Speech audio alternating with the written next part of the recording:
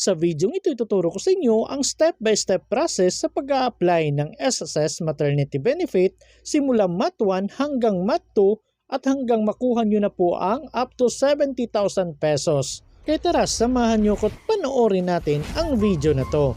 Pero bago yan, sa mga hindi pa nakasubscribe sa akin, kayo na ang bahala. So diretso na tayo dito sa pag-a-apply ng maternity notification or yung tinatawag na Mat 1.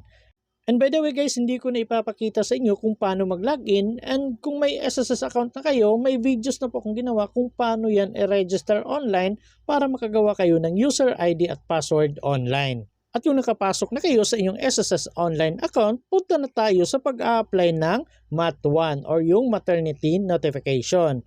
So dito hanapin at i-click lang natin itong maternity benefit. And then mapupunta na tayo dito sa pag-a-apply ng SSS Maternity Notification. So dito ang unang fill upan natin ay yung expected date of delivery or yung EDD na tinatawag. So dapat nakapagpa-ultrasound na kayo kasi sa ultrasound makikita nyo na po yung EDD or expected date of delivery ninyo. So sa mga nagtatanong paano daw kung hindi yun ang talagang petsa na nanganak kayo. So ang sagot dyan, wala pong problema. For example, naglagay kayo ng June 5 tapos June 6 or 7 na kayo nanganak, wala pong problema yan. Okay lang yan kay SSS kasi nakalagay naman dyan expected. So, expected date of delivery. So, hindi talaga yung exact na date kayo manganganak. So, expected date lang. So, okay lang na sumobra or kumulang kasi notification pa lamang to kay SSS. I-inform lang natin si SSS na buntis kayo at mayroon na kayong expected date of delivery. At make sure na meron kayong hulog sa inyong qualifying period. So sa mga nagtatanong kung ano ba yung qualifying period. So ito po yung qualifying period. So for example, manganganak kayo ng nasa July, August, or September ng 2025. So make sure meron kayong hulog na at least 3 months sa mga buwan ng April 2024 hanggang March 2025. So dapat meron po kayong hulog ng at least 3 months sa mga buwan na yan. So kung maganda, umabot kayo ng 6 months para malaki-laki yung makukuha ninyo. Pero kung 3 months lang yung hulog ninyo or 4 months, pwede na, pasok na rin kayo dyan at may makukuha na rin kayo. At para naman sa mga October, November at December ng 2025 mga anak, dapat meron kayong hulog ng July 2024 hanggang June 2025. So, ang maximum na pwede nyo makuha ay 70,000 to 80,000. So, may video na rin po akong ginawa dyan kung paano ninyo makukuha yung 70,000 to 80,000 na maternity benefit. And by the way guys, ang pag-a-apply pala ng SSS Maternity Notification ay para lang po sa mga self-employed at voluntary.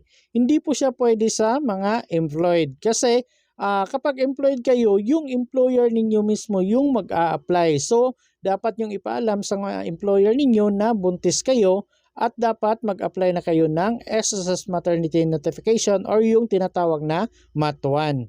So, ulitin ko para ito sa mga voluntary at self-employed. And make sure meron kayong hulog ng at least 3 months sa inyong qualifying period. And make sure nakapagpa-ultrasound na kayo para meron na kayong EED or expected date of delivery na makukuha. So dito kayo nang bahalang pumili kung anong buwan, anong petsa at anong taon kayo manganganak or yung expected date of delivery ninyo. So kagaya niyan, June 5, 2025 yung nilagay ko na EED or expected date of delivery. So pagkatapos niyan, punta na tayo dito sa baba. So may tanong dito, do you want to allocate a portion of your maternity leave credits? So nasa sa inyo na po yan kung gusto ninyong mag-allocate sa ibang tao or sa papa ng anak ninyo. Pwede nyong i-click itong yes, I want to allocate which shall be deducted from my SSS maternity benefits. So, i-deduct nila kung may i-allocate kayo na tao. So, nasa sa inyo na po yan. Kung i-click nyo itong yes, so fill upan nyo lahat kung ilang days, yung last name, first name, extension name, at yung middle name. Tapos pumili kayo dito sa baba ng relationship. So kayo nang bahalang mag-fill up dyan. Pero kung ayaw nyo naman, gusto niyo buo yung makukuha ninyong SSS maternity benefit, so i-click nyo po itong no. I want to avail the full SSS maternity benefit. So syempre kadalasan ito yung kinukuha nila. Ina-avail nila yung full na maternity benefit. So kung okay na kayo dyan, i-click nyo na po itong next. And then mapupunta na kayo dito sa step 2. So may makikita kayong reminder dito, pero about naman to kung mag-allocate kayo ng ibang tao. Pero kung hindi kayo nag-allocate at gusto niyo makuha yung full amount ng SSS maternity benefit, so proceed na tayo dito sa baba. So i-click na natin tong box katabi ng I agree para ma-checkan. At kung may check na, i-click nyo na po itong next. At pagkatapos may makikita kayong ganito na successful na daw yung pag-submit ninyo ng maternity notification. So dito guys, i-click nyo na lang po itong done. At pagkatapos may makikita kayong submitted dito sa inquiry. So okay na yung maternity notification ninyo. And then may marireceive kayong email na kagaya nito na successful na daw yung pag-submit ninyo ng SSS maternity notification. So ulitin ko guys, dapat na-notify ninyo sa SSS bago kayo nanganak. So yung maternity 1 or yung MAT1 or yung tinatawag na maternity notification, dapat ginagawa yan bago ka manganak. At pagkatapos ng ilang buwan at nanganak na kayo, punta na kayo sa pag-a-apply ng maternity application. So yung tinatawag nila na MAT2. So balik tayo dito sa homepage ng ating SSS online account para makapag-apply tayo ng MAT2 or yung maternity benefit application. At dahil sa nanganak na kayo, dito hanapin at i-click lang natin itong maternity benefit. At pagkatapos makakapasok na kayo dito sa maternity benefit. So dahil tapos na tayo sa MAT1 at nanganak na kayo, punta na tayo dito sa maternity application or yung MAT2. So i-click lang natin itong may square. After that, mapupunta na tayo dito sa SSS maternity application or yung tinatawag na MAT2. So dito kailangan nating mag-apply. Pero bago tayo mag-apply, may nakalagay dito na dapat meron na kayong bank account or e-wallet na nakaregister sa inyong disbursement account. Kasi kung wala pa kayong active na bank account or mga e-wallets na nakaregister sa inyong SSS online account, may makikita po kayong ganito dito sa baba na wala pa daw kayong na-register na bank account or e-wallet sa inyong disbursement account. So para sa mga nagtatanong, para saan daw yung bank account or e-wallet na ipapa-enroll sa disbursement? So bali doon po ihuhulog yung pera na makukuha ninyo sa maternity. So pwede pong gumamit kayo ng bank account or GCash, Paymaya, ganyan, pwede po yan. And by the way guys, kung gusto niyo mag-enroll ng disbursement account, may videos na po kong ginawa kung paano mag-enroll ng bank account or mga GCash ganyan. Ilalagay ko na lang po yung link sa description box para madali niyo pong makita. Pero kung meron na kayong bank account or e-wallets na nakaregister sa inyong SSS disbursement account, ganito na po yung makikita ninyo. So, pwede kayong mag-fill up dito, ilagay nyo po yung date of delivery ninyo. Tapos, number of pregnancy ninyo. So, kayo nang bahala kung kailan kayo nanganak, tapos pang ilang anak nyo na po yan. So take note guys, may reminder dito, filing date must be within 10-year prescripted period from the date of delivery. Maging miscarriage, emergency, termination of pregnancy. Pwede po yan, basta 10 years. At dapat meron kayong hulog ng at least 3 months sa inyong qualifying period. At kung nalagay nyo na yung date of delivery tapos yung number of pregnancy, click nyo na po itong next. At pagkatapos, mapupunta tayo dito sa pagpili ng type of delivery. So kayo nang bahala kung live childbirth, miscarriage ba, stillbirth. So kayo nang bahala kung ano yung type of delivery ninyo. So kagaya niyan, live childbirth yung pinili ko. Tapos dito, kayo nang bahalang pumili kung solo parent kayo, i-click nyo na lang po itong solo parent.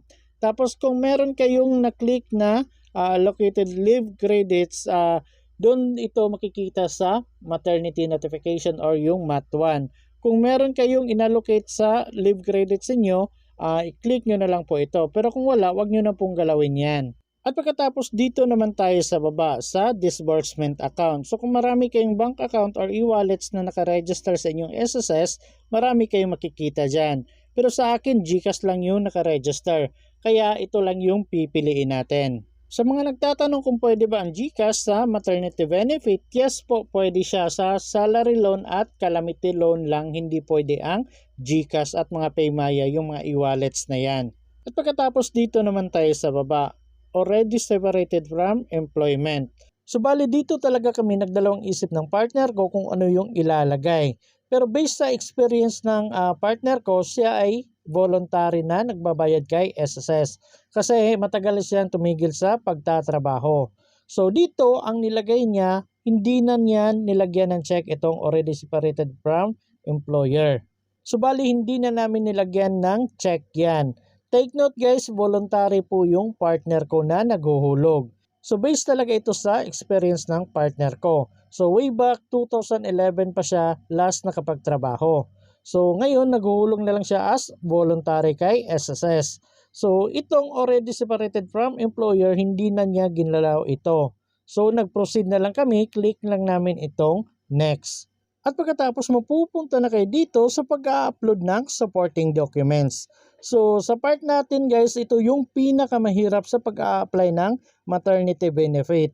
Kasi dapat klaro lahat yung mga details na ipapasa ninyo at nababasa po kapag zoom in nila. So alam ko ngayon nagtatanong kayo kung ano-ano yung mga supporting documents na kailangan ninyong ipasa.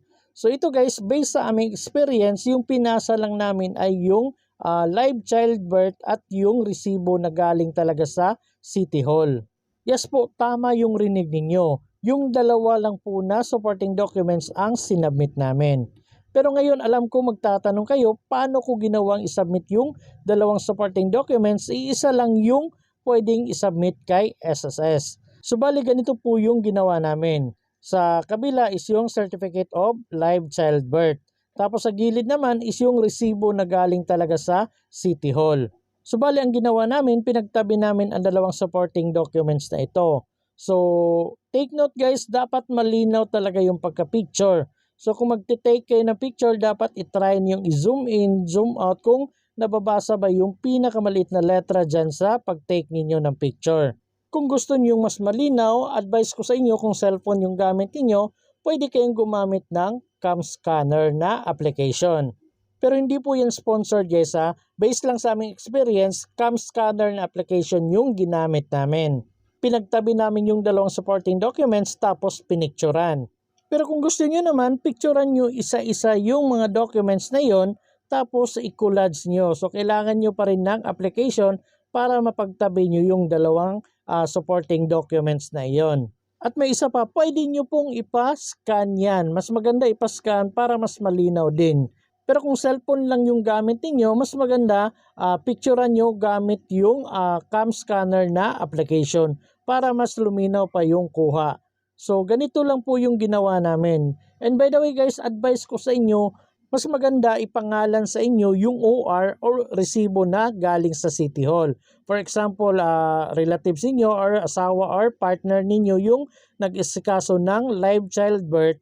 Sa pagbabayad ng resibo, dapat mas maganda talaga sa inyo nakapangalan yung resibo para magkatulad yung pangalan doon sa mother, sa SSS at yung sa resibo. At may chance na malaki yung approval talaga ni SSS. So ulitin ko guys, ganito lang yung ginawa namin, pinagtabi namin tapos pinicturan.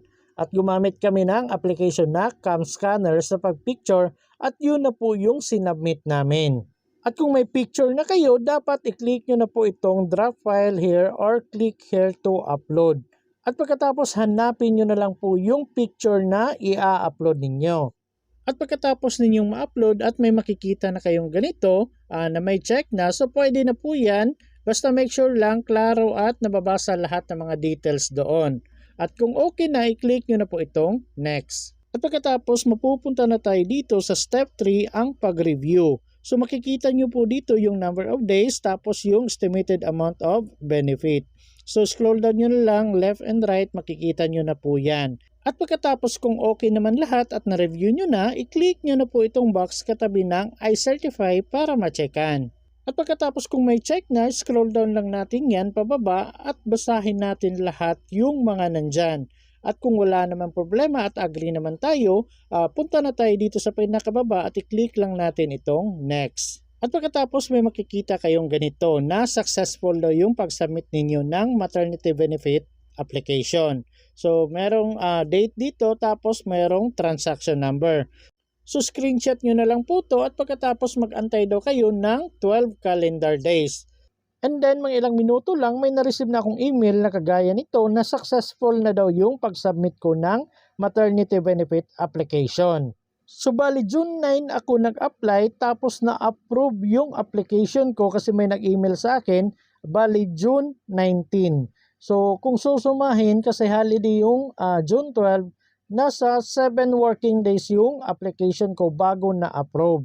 Pero may iba nakikita ko pagkapasa nila ngayong araw na to, kinabukasan na approve kaagad yung sinubmit nila. So baka depende yan sa schedule ng approval ni SSS.